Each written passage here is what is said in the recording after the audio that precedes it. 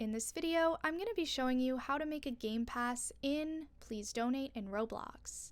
You're going to begin by clicking Create on the Roblox website and click Manage My Experiences.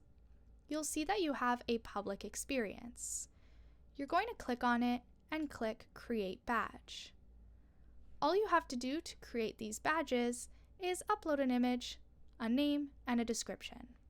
Since I've already done that, I'm going to click on Associated Items and click on Passes. You can create a pass brand new, or you can use one that you've already created. Upload an image, create a name, and you can create a description as well. Since I already have a pass, I'm going to click it.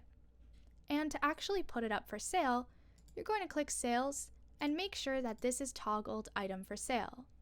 You can put any price in Robux that you would like, but just keep in mind that you're going to be keeping 70% of it, as Robux takes 30% of your earnings.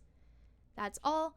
Once you go on to Please Donate in Robux, you are going to actually see that you have your Gamepass that is created.